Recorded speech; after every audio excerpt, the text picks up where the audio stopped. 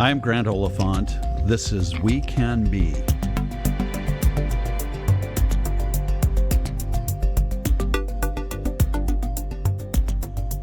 Americans can be extraordinarily generous, giving billions each year to organizations that help others, from a neighborhood youth soccer team to natural disaster relief and everything in between. But how do we know if our dollars are changing lives in the most impactful way possible? How do we know that philanthropy is a force for social good and not just window dressing to cover for deep social inequity? My guest today has devoted his professional life to considering just those deep questions. Phil Buchanan is the founding president of the Center for Effective Philanthropy and the author of Giving Done Right, Effective Philanthropy and Making Every Dollar Count. In full disclosure, I should say that I am the chair of the Center for Effective Philanthropy, a role that I am happy to play because of the work they do to improve impact. All right, Phil Buchanan, welcome to We Can Be. Thanks for having me here, Grant. It's really a pleasure. I love your book, Giving Done Right. I think it asks really important questions about the role of philanthropy in our society, how to do it right, how to do it well, what some of the criticisms are, what the limitations are. And I want to talk about all of that, but I want to start with how it began for you. And you wrote a blog about your dad and some perspectives that he gave you on giving and philanthropy and service. Just tell us a little bit about how this journey began for you. Yeah, sure. I mean, I think my earliest memories of giving are really giving time with my dad, who was an activist. You know, one of my earliest memories is wearing a sandwich board that was too big for me, and marching against the B-1 bomber with him, then watching him do things like lying on train tracks where they were taking nuclear warheads up to Washington State. We lived in Portland, Oregon, really just standing up for what he believed in all the time. And, you know, he went away one summer, and I think I was about 10 or 11, and he told me that he wanted to spend the summer working with migrant farm workers because he wanted to understand their experience better. And I remember feeling a little bit like, wait, don't you want to hang out with me in the summer? But, you know, over time, as I came to really have a lot of admiration for the way that he sought to build relationships with people whose lives and experiences were vastly different than his, and how much his awareness of his own privilege. I mean, he was a squarely middle-class guy, but I mean, he had a lot of privilege, and he really sought to connect in whatever way that he could with people, and he was passionate about equity, really. I think that had a profound effect on me. I also saw, I guess, the degree to which, by being so aggressively adversarial, which is really the way he was, he sometimes limited his own influence, I think. And so I, as I thought about my own career, you know, I've tried to balance the desire to really make a difference with the realities that sometimes involves operating within systems that are not perfect. And I think certainly philanthropy is one such system. You know, I'm curious about how you got from that experience, and it's a good observation about what you learned from your dad, both positive and negative, but I'm curious how you get from there to Center for Effective Philanthropy and the mission that it has to make philanthropy more effective in general. Like a lot of people, maybe most people, I really didn't have a clear sense of my own career path. I wanted to be a journalist. I think at one point I ended up working in higher education administration for a little while. Went and got an MBA because I felt like that didn't close off many options. Worked in strategy consulting in the corporate world and knew that was not for me and wanted to do something that felt more meaningful. There was a founding board of CEP that was looking for a first executive director, and the challenge was how to influence these large, often fairly unaccountable institutions with tremendous assets that have the opportunity to do a lot of good, to do more good. I thought that was an interesting set of challenges, and even though at the time that I took the job, I believe the grand total of grant funding raised was $345,000, which doesn't last very long when you hire a couple of staff. It just felt like there was an opportunity there. That was a brave move, actually, to take that leap. Yeah, in retrospect, it wasn't really very thought through. I was about $100,000 in graduate school debt at the time, but it worked out. Yeah, well, sometimes the most brilliant moves are the ones we make based on our gut and our instincts. So, and it served you well. I look at the national statistics for giving in the United States, $427 billion being given every year. That's a lot of money. Why did you think it was important to tell people how they can do it better than they are? I've come to believe that we don't appreciate nearly enough the role of the nonprofit sector in this country and the role of both national and community-based and often small organizations. We take for granted so much good that is done, whether it is the fact that we don't have to worry about our kids dying of yellow fever, or a more recent phenomenon, we don't have to worry about whether our family members can marry who they love. These are phenomenons that connect directly to philanthropy and nonprofits and the role that they played. At the community level, and the typical nonprofit has a budget of well under $1 million.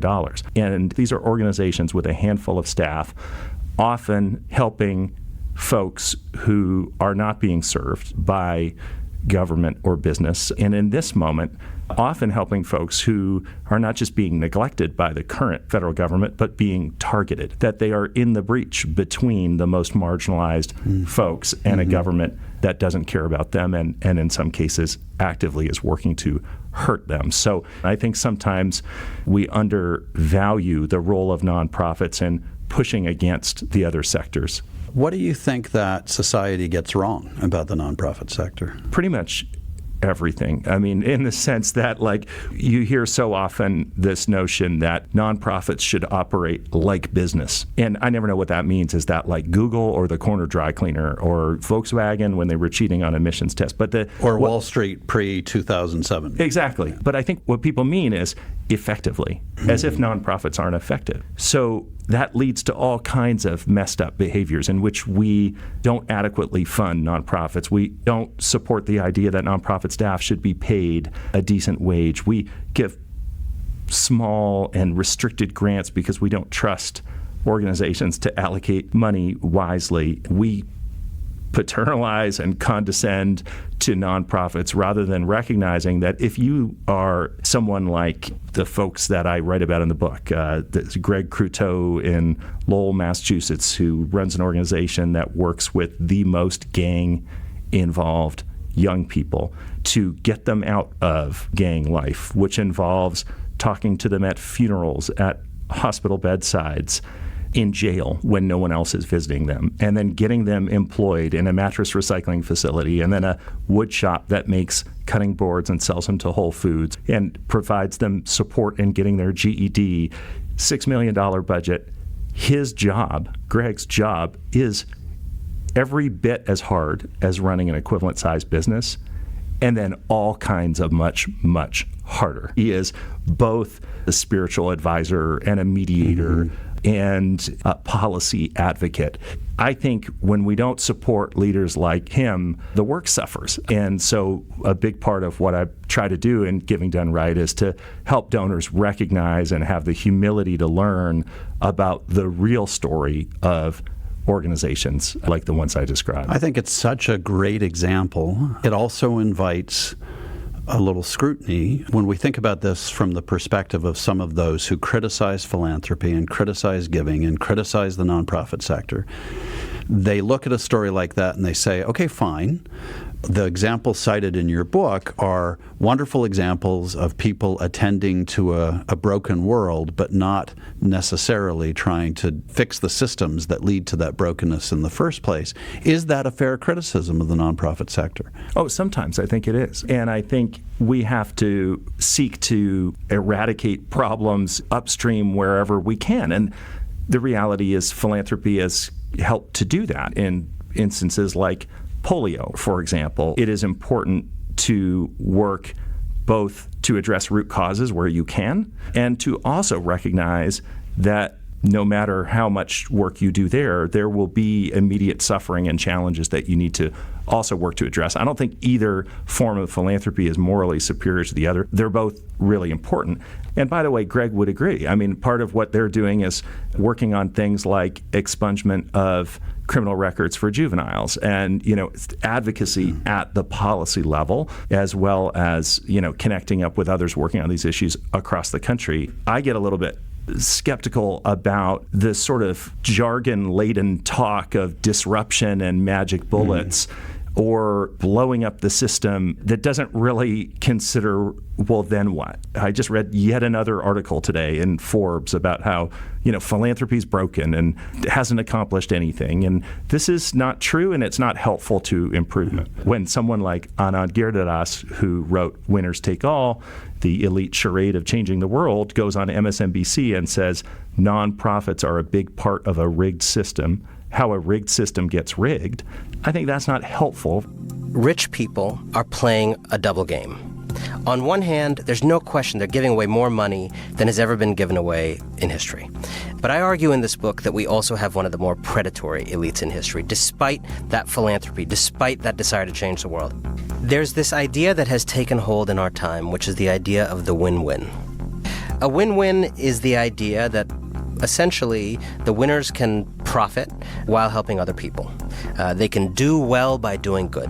What this often ends up meaning in practice is that social change that offers a kickback to the winners is favored, and forms of social change that don't are not. They offer a light facsimile of change. They offer a win-win change. They offer change that doesn't change anything fundamental. This is the kind of change the winners can get on board with. Change that changes nothing fundamental. Change that keeps what they need. Change that doesn't change their world. By peddling a lot of pseudo-change, instead of actually fixing the American opportunity structure, instead of actually repairing the American dream over the last 30 or 40 years, they allowed some of the biggest problems in this country to fester for decades and not be solved. We've seen the emergence of a whole philanthropy as broken industry, I think, over the past few years. Yep. I was really glad in your answer that you spoke to the fact that many nonprofits are working on system-level solutions. And I'm wondering why you think it is that people coming into philanthropy today so often talk about the brokenness of the system and how they're going to, quote-unquote, reinvent it. Why do we keep defining this work by the dismissals of the people who are newest in it? That's an excellent question, and I wish I had the answer. And I really don't think it happens in other domains as much, that if you're Sean Parker, you accomplished a lot as a hacker, you then take that analogy and say, what we all need to do is hacker philanthropy. Everything else was stupid that came before, ineffective, broken, slow, tired, and you're given a massive op-ed in the Wall Street Journal to make that case, and yet you haven't even done any philanthropy yet. It doesn't make any sense. I tell the story a bit of Mario Marino in the book, who is one of the founders of the venture philanthropy analogy, who now says, I was arrogant. Within 1 year of working with venture philanthropy partners, I stopped using the reference, a nonprofit should run like a business. Nonprofit field is very relationship-based, very subjective in its nature. It takes a lot longer to get something done. The absence of systems is replaced by relationships in this field. And I see so many efforts today, well-intended, well-funded, great leadership, fail because they forgot to look at the human capital infrastructure around them, the ecosystem in which they have to navigate. I would say talk little and listen a lot. The new wave of critique is philanthropy and nonprofits are doing work that's allowing for an exercise of power by the wealthy that is unaccountable and undemocratic, and that's problematic, and actually government has all the answers. This is coming from the political left at an odd time to say that government has all the answers, actually. And I think the point that I'm trying to make is, like, each of these sectors, business, government, nonprofits supported by philanthropy play distinct roles. They're different, and we need to recognize the importance of each. What I hear is a frustration with institutions, and philanthropy is caught up in that. I hear a criticism that after decades of tearing away public support for government, society has now positioned philanthropy as the alternative to government. And it's a fundamentally undemocratic institution. And I would like you to talk a little bit about that criticism. But the criticism that government needs to do more is probably one that most of my colleagues in philanthropy would agree with. We think that's actually the outcome that we're seeking for our philanthropic work, is to get the public sector to step up to its responsibilities. And I agree. That's what I want to see happen as well. What I worry that we lose sight of, though, in this discussion is the important role of independent organizations that can actually challenge government, challenge business. I think we need to remember that even in societies in which the government takes a larger responsibility for providing basic social safety net, greater equality of opportunity, even in those societies, there are certain things that the government is not that good at doing. And it is good to have independent organizations. And I think that gets lost in some of the conversation. I think also sometimes what gets lost is the role that organizations play and philanthropy plays in the here and now, where we have elected folks who don't care to take care of ensuring that there is less inequality. And I'm just saying that we should be able to simultaneously try to change our political system, try to change the role of government, and recognize the role that philanthropy can play, and try to, and this is what I'm trying to do, is encourage people of significant wealth who want to do something with that wealth to do their giving in a way that is not top-down, that is not about just the pursuit of their own priorities, but that actually elevates the voices and opportunities of the most vulnerable and deals with the issues that are not being well taken care of. You've said before that America's nonprofit leaders are unsung heroes. Is that part of what makes them unsung? Yeah. Often their success is not understood or appreciated. I think also just the challenges that we've been discussing lead to an underappreciation. There's a sense that, again, it must be, easy work, and, you probably don't work long hours, and how wonderful that must be. And so, I think that there is an underappreciation of what is often accomplished. I mean, the other thing is, sometimes what is accomplished is the prevention of something terrible, right? I mean, so it is hard to sort of tout that. Right. It's much trickier to tell that story than it is to show investors a chart of your, revenue growth or profitability. Yeah. I don't know any leaders actually who work as hard as the frontline workers in nonprofit organizations in terms of hours or the pay that they get in exchange for that. Right.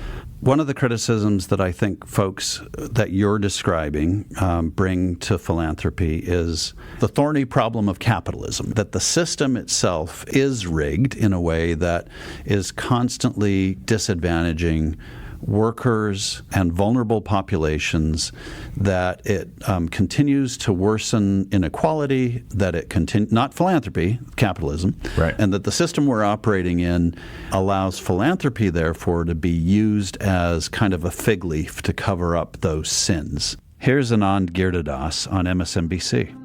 There's a lot of giving that is very tactical and strategic, but this is a big part of why people give. It is the modern papal indulgence. You sin over here, you cost millions their homes and your jobs, you take all as the winner, which is why I called it winners take all. And then over here you do a gala, you do a charity, you do a Robin Hood, you do some little shelter or some little program, and you tell people you've made the world a better place. And we in the media and we in the society, we fall for it. I have a lot of misgivings about capitalism as we are currently practicing it in this country. So I think my own view is that, we need to talk about two things that we don't like to talk about, which is regulation and redistribution. And I think we have not done enough of either. We need to be able to do multiple things at once, like work for the kind of change that we want to see in our big systems, and also work today and tomorrow and the next day with the givers and nonprofits who are doing important work right now, that we have to be able to talk about both and keep both front and center and get people motivated to get out there in their communities, trying to do good, connecting with people. I spent time at this nonprofit that I write about in the book called Epiphany Community Health Outreach Services, and they are a small Houston, Texas organization, $600,000 budget. People come there when they are desperate. And when Hurricane Harvey hit, that's where everybody went because they knew that's where help was. And you meet the volunteers there, and I met a volunteer, a retired lawyer. This was the most meaningful part of his life. And you see the relationships develop between him and the clients and the staff and the other volunteers. This kind of community connection across various kinds of difference, I think, is really important both for the work but also for our democracy. Natural disasters are a focus of philanthropy that many observers write about as America at its best, American society at its best. It's just a beautiful display of what Fred Rogers used to call the helpers, Right. gathering around to help.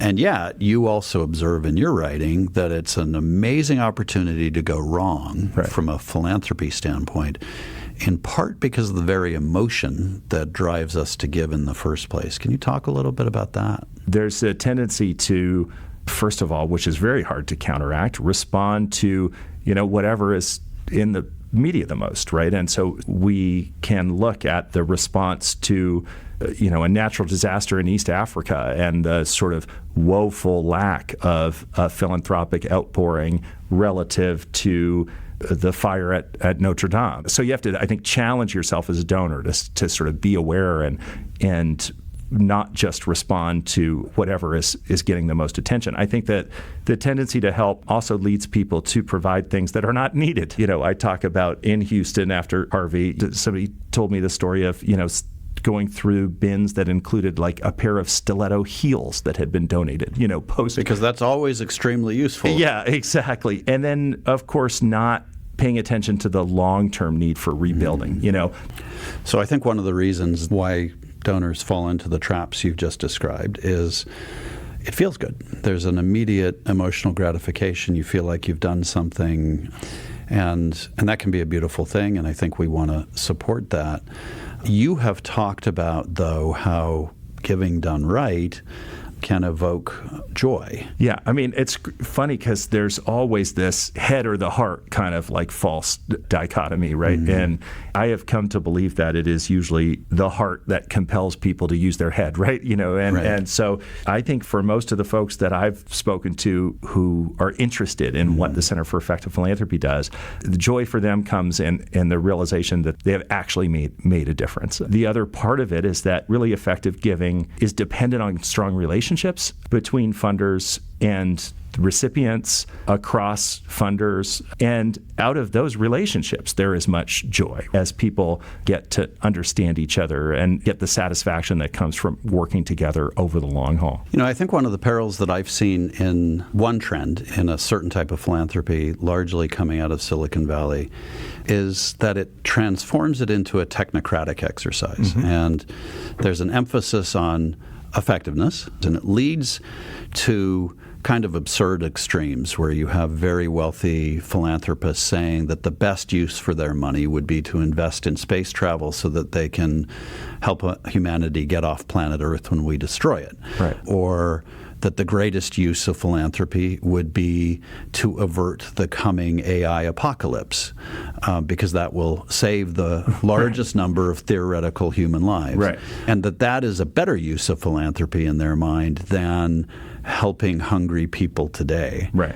How would you persuade them to get off the math alone and think about the hungry people today as a problem that needs their help and maybe merits the greater attention? For me, it brings up this conversation about effective altruism. Peter Singer, the philosopher at Princeton, he argues not all goals are equally worthy, but he takes it pretty far to the notion that you should not, if you're an American, for example, give locally because, a couple of $100s can dramatically alter for the better the life trajectory or maybe even save the life of someone in a much less developed country. What I'm trying to argue for is like wrestling with all of these different arguments and contradictions and holding them together in your head and then coming to some conclusion that balances them out. I think it is really important to think about whether you might want to direct some of your philanthropy to things like prevention of malaria. And I think that we are wired to want to be connected to our communities, our local communities, and to give there too. And I think that that's also to be encouraged. So I don't have any magic answer or formula. People have to wrestle with this and work it out for themselves. You recently did a terrific blog about the dangers of taking tainted money and taking contributions from donors who are at best dubious in terms of their reputations, the risks of nonprofits taking money from individuals whose behavior runs counter to their values. And yet for nonprofits, many nonprofits can hardly pay their employees a living wage. A shocking percentage of nonprofit leaders in this country don't have retirement plans. Right. A shocking number don't even have what many of us would consider decent medical plans. These are real challenges for America's nonprofit sector. How do you suggest that we, foundations that give away money, help organizations wrestle with staying true to their values without appearing to lecture them about behavior that is keeping them alive? Foundations and other major donors need to take more responsibility for what you just described in terms of the often shockingly low pay and poor benefits of folks, particularly in smaller and community-based nonprofits. And I have spoken to leaders whose organizations are seen as crucial by big foundations that are funding them, but are never asked about this. And the leader of the organization doesn't want to bring it up because they don't want the funder to know that they can't keep anyone for longer than 2 or 3 years. Mm-hmm. So this conversation just isn't happening. I think it's also maybe uncomfortable because, particularly at the bigger foundations, the pay and benefits tends to be quite good, and the disconnect between that and what some of the key grantees are able to do. So the more that funders can actually just say, for the core grantees whose goals overlap with ours, we will support them in a way that allows them and really strongly encourages them to deal with that. That will strengthen them to be better and more effective, but also to be more able to potentially say no to the kind of gifts that you described. I mean, I don't think there are easy answers here. There are for, Jeffrey Epstein, and I think it's clear that you don't take money from the white nationalist, Right. But I mean, we have to acknowledge that there's a whole bunch of much trickier gray areas. Mm-hmm. Hopefully, those funders, where the answers to those questions are not difficult, can shore up those organizations that are vital to them so that they can say no to what they need to say no to. What are the 3 things you wish people would take away from your book?